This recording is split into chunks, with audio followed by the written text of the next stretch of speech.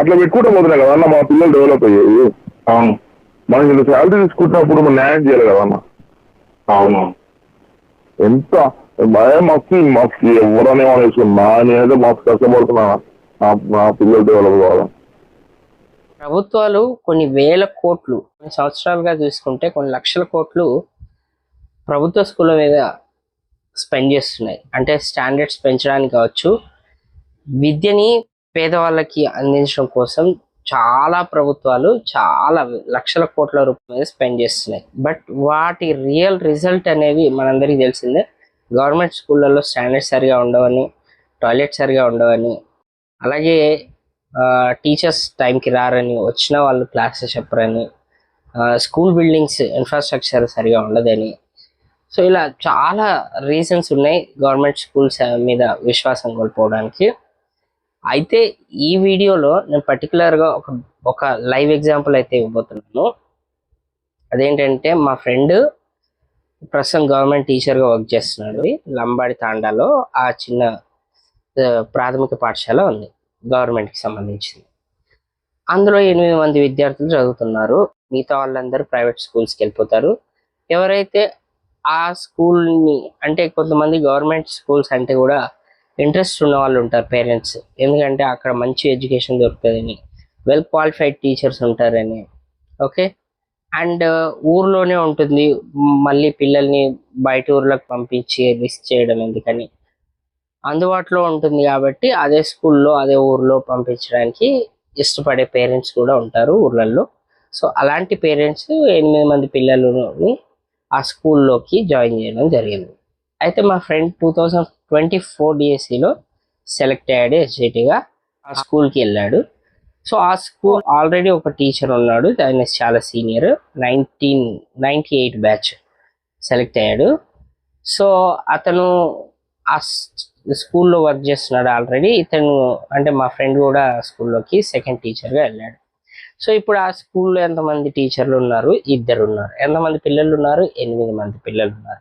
చాలా కష్టపడాల్సి ఉంటుంది. మా ఎంత పిల్లలు కూడా చాలా మంది ఉన్నారు, వాళ్ళకి కూడా మనం భవిష్యత్తు ఇవ్వాలని చెప్పేసి ఎంఈఓ మేడం ప్రతి మీటింగ్ చెప్తుంది. దొంగలన్న ఎంత దొంగలు అంటే చాలా మంది, మా స్కూల్లో ఒకటే కాదు కానీ చాలా మంది అంత చెత్తలు, వాళ్ళు ఐక్యాలు చేసుకుంటూ అంత మీద మీద ఇరుతల్లో ఉన్నారు. ఇంకా మరి వాళ్ళకి అడిగే వాళ్ళు ఎవరు లేరు. ఏమంటారన్నా, మా ఎంఈఓ మేడం తెలుసు మా సోదరుడు దొంగ అని. ఏమంటారు వాళ్ళంతా సంఘాల మీద డిపెండ్ అయ్యి అంటే సంఘాలకు ఫోన్ చేస్తారు. చూస్తున్నా వాళ్ళు చెప్తున్నారు రామబాయి ఎంత అని అబ్జర్వ్ చేస్తున్నా కాబట్టి మా స్కూల్నే వీడు ఇట్లా చేసుకుంటాడు. నేను ఏ పని చేసినా చేయనియాడు, మంచిగా నీట్గా లైబ్రరీ సెట్ చేస్తే చేయనియాడు, అంత ఇష్టం ఉండదు. ఇష్టం ఉండదు బేసిక్ గా. ఇది చేయడం అది చేద్దాం అని పొంగనాలు చేస్తాడు, చెయ్యడు. చేయకపోతే నువ్వు చేయకపోయినా సమయం నేను చేస్తాను, నేను చేస్తున్నా. వాళ్ళు ఏమైనా ఇస్తాను, నాకే సంబంధం. వాళ్ళంటే గవర్నమెంట్ ఎంప్లాయీ, నేను కలిగి గవర్నమెంట్ ఎంప్లాయీ. అంతే అంతేనా కాదా? అంతే అంతే. ఇక నా క్లాస్ వరకు నేను నీట్గా ఉంచుకుంటా, ఏమన్నా చేస్తాను. నాకు నేనే మొన్న పోయి చెట్టు మొత్తం పరిసరాలు మొత్తం నేనే కొట్టేసిన. మొత్తం ఫస్ట్ స్కూల్ ఓపెనింగ్ రోజు మొత్తం పోయి క్లీన్ చేసేసిన. చెట్లు పెట్టిన బ్రాంచెస్ ఉంటాయి కదా పక్క పక్క బ్రాంచెస్, నీట్గా స్కూల్ మొత్తం నీట్గా నేనే ఓన్ చెత్తలేరు. ఆలోచన నుండి పెట్టకపోతుంది ఆ ఊరితో ఒక స్కావెంజర్, దాని మొక్క పెద్ద ఫీల్ అవుతుంది, ఇంకొకటి ఫీల్ అవుతుంది ఆ పని చేయమంటే. వెళ్తే మన స్కూల్ మనం బాగుపడకపోతే ఇంకోటి బాగుపడుతుంది. గడ్డలు తీసుకొని పట్ట నీట్గా తీసి పడేసిన.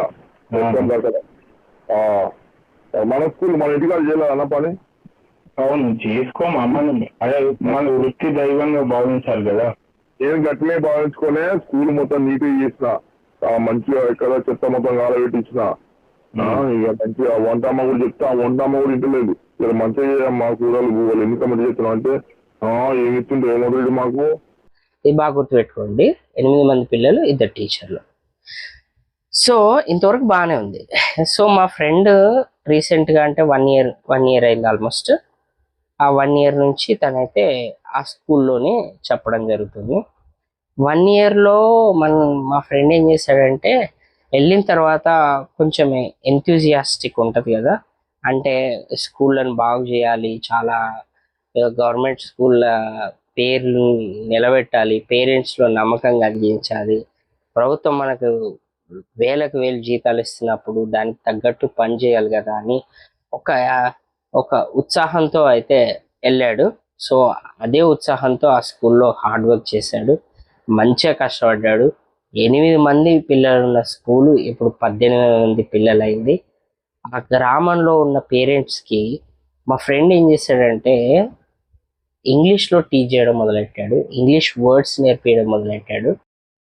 అండ్ యాక్టివిటీ బేస్డ్ లెర్నింగ్ అంటారు కదా, సో ఆ రకంగా పిల్లల్లో ఒక మోటివేషన్ క్రియేట్ చేసి పేరెంట్స్తో మాట్లాడి బయటి స్కూళ్ళకు, ప్రైవేట్ స్కూళ్ళకు పంపించకుండా ఆ ఊర్లో ఉన్న స్కూల్లోనే చదివించేటట్టు ట్రై చేసి ఒక 10 అడ్మిషన్స్ అయితే యాడ్ చేయడం జరిగింది ఈ 1 year టైంలోనే.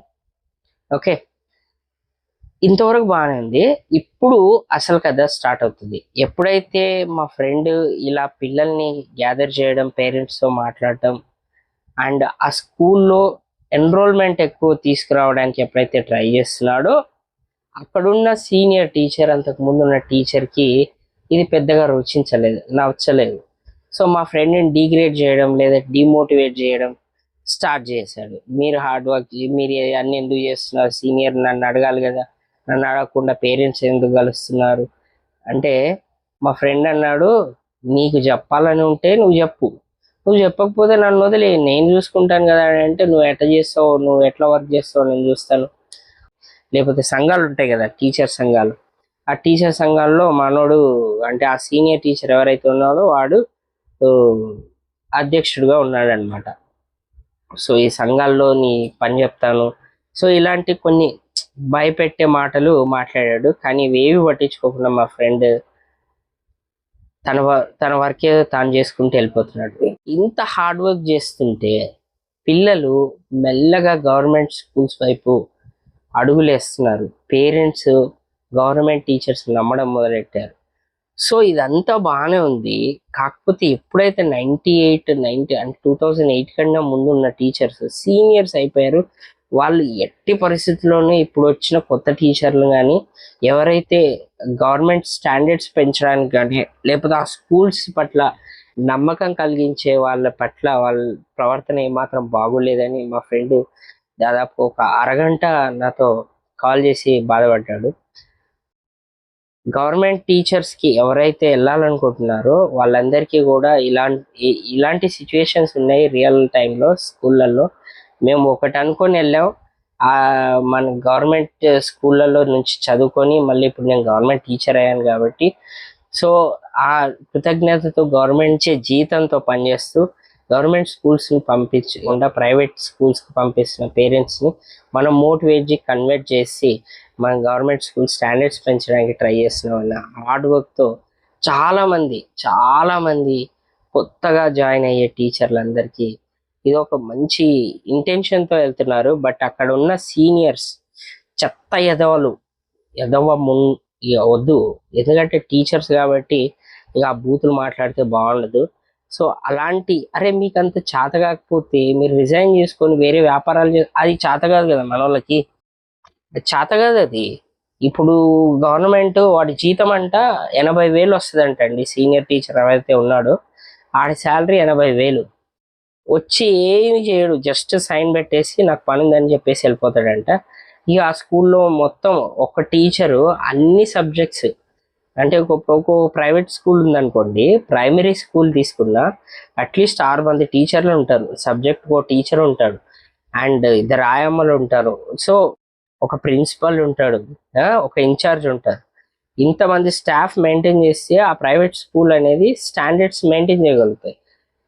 అదే గవర్నమెంట్ స్కూళ్ళల్లో ఒకే ఒక్క టీచర్ని ఇచ్చి 18 మంది పిల్లలు డిఫరెంట్ క్లాసెస్ అంటే 1st క్లాస్ నుంచి 5th క్లాస్ వరకు డిఫరెంట్ సబ్జెక్ట్స్ ఉంటాయి. ఒక్కొక్కరికి ఒక్కొక్క క్లాస్కి 5-6 సబ్జెక్టులు ఉంటాయి. ఈ 5-6 సబ్జెక్టులని ఒక్కొక్క క్లాస్కి ఇంతమంది పిల్లల్ని ఎలా మెయింటైన్ చేస్తారు ఒక టీచరు? గవర్నమెంట్ పిల్లల్ని చూసి నేను స్టాండర్డ్స్ మెయింటైన్ చేస్తాను లేకపోతే నేను టీచర్స్ని ఇస్తాను అని చెప్తుంది ఒక్కొక్కసారి. ఇందులో గవర్నమెంట్ చేసే తప్పులు ఉన్నాయి, అఫ్ కోర్స్, దాని గురించి మనం తర్వాత మాట్లాడుకుంటున్నాం తర్వాత వీడియోలో.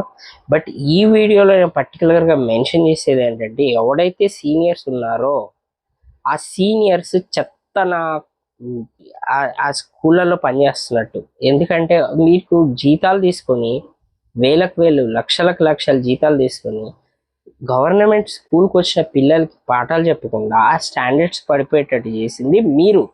గవర్నమెంట్ నుంచి ఏం కావాలో అడిగి తీసుకోవాల్సింది మీరు. సో గవర్నమెంట్కి ఇన్ఫ్రాస్ట్రక్చర్ లేదు, బిల్డింగ్ ఇన్ఫ్రాస్ట్రక్చర్ లేదు, జీతాల కోసం మీరు అడగట్లేదా గవర్నమెంట్ని? సంఘాలు మెయింటైన్ చేయట్లేదా? ఎవరికైనా ఏదైనా కంప్లైంట్ ఇవ్వాలనుకుంటే వెంటనే వెళ్ళి ఎంఆర్ఓ డిఈఓలను కూడా బెదిరించే స్థాయికి సంఘాలు ఎదిగాయి, గవర్నమెంట్లను శాసించే స్థాయికి వెళ్ళాయి. ఇలాంటి సిచ్యుయేషన్లో మంచి ఇంటెన్షన్తో జాయిన్ అవుతున్న టీచర్లని వాళ్ళని సోమరిపోతులుగా ఎందుకు తయారు చేస్తున్నారు? మీరు ఆల్రెడీ సోమరిపోతులు కదా. ఎవడైతే ఆ సీనియర్స్ ఉన్నారో ఆ సీనియర్స్ గురించి నేను మాట్లాడుతున్నా. అరే చెత్త వెదవల్లారా, మీకు ఇష్టం లేకపోతే పిల్లల భవిష్యత్తురా మీరు పాడు చేసేది.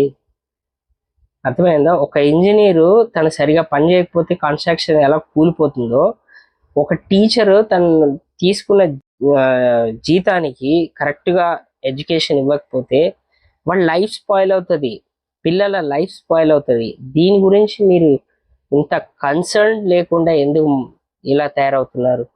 సో ఫ్రెండ్స్, ఎవరైతే ఇప్పుడు రాబోయే డిఎస్సిలో జాయిన్ అయ్యారు, ఇప్పుడు మెగా డిఎస్సి ఉంది ఏపీలో, ఇలాంటి చెత్త ఎదవలు ఆ స్కూళ్ళల్లో కూడా ఉంటారు. సో కాబట్టి దయచేసి ప్రభుత్వం ఈ కొత్త టీచర్ల ఒపీనియన్ కూడా కన్సిడర్ చేయాలి. పాత టీచర్లు ఎలా వర్క్ చేస్తున్నారని ఒక కన్సిడరేషన్ తీసుకొని సో వాళ్ళని వేరే శాఖకు మార్చడమా, లేకపోతే వాలంటీర్ రిటైర్మెంట్ ఇచ్చి ఇంట్లో కూర్చోబెట్టడమా, లేకపోతే వాళ్ళకున్న బిజినెస్ల పర్పస్ వాళ్ళు చేసుకోమని హ్యాపీగా వాళ్ళని ఉద్యోగంలో నుంచి తీసేయడమా, ఇట్లాంటివి ప్రభుత్వాలు ఆలోచించి మంచిగా వర్క్ చేసే టీచర్లు మాత్రమే స్కూల్లో పెట్టుకొని, స్కూళ్ళల్లో విద్యార్థుల సంఖ్యను బట్టి కాకుండా ఎన్ని క్లాస్లో వాళ్ళు జాయిన్ అయ్యారు అని లెక్కలు తీసి ఒక్క class 1st to 5th class వరకు ఉంటే దానికి ఒక స్టాండర్డ్ మెయింటైన్ చేయండి. ప్రైమరీ స్కూల్ అంటే ఇంతమంది టీచర్లు ఉండాలి, ఇంతమంది ఆయాలు ఉండాలి, ఇంతమంది ఇన్ఛార్జ్లు ఉండాలి, ఒక ప్రిన్సిపల్ ఉండాలి, ఎన్ని రూమ్లు ఉండాలి, ఎన్ని బెంచ్లు ఉండాలి, ఎన్ని కంప్యూటర్లు ఉండాలి అని ఒక బెంచ్ మార్క్ మీరు సెట్ చేసుకొని ఆ తర్వాత టీచర్స్ని అపాయింట్ చేసిన తర్వాత టీచర్స్ ఆటోమేటిక్గా పిల్లలు వస్తారు సార్. టీచర్స్ ఉన్నారంటే పిల్లలు వస్తారు. సో అలా ఒక బెంచ్ మార్క్ మీరు సెట్ చేసి ఆ తర్వాత స్టాండర్డ్స్ పెరగట్లేదు అని టీచర్ల మీద నెట్టేసిన దానికి వాళ్ళు సమాధానం చెప్పుకుంటారు. సో ఫ్రెండ్స్, ఇది ఈ వీడియోలో నేను తెలియజేయాలనుకున్న పాయింట్. సో ఎవరైతే హార్డ్ వర్క్ చేసి డిఎస్సి సంపాదించి మంచిగా వర్క్ చేయాలనుకున్న టీచర్స్ అందరూ వాళ్ళు ఎదుటోళ్ళు పని చేసినా చేయకపోయినా మీరైతే మీ 100% ఇవ్వండి. పిల్లల భవిష్యత్తు మీ చేతిలో ఉంటుంది, పేరెంట్స్ ఆశలు మీ చేతిలో ఉన్నాయని మర్చిపోకండి.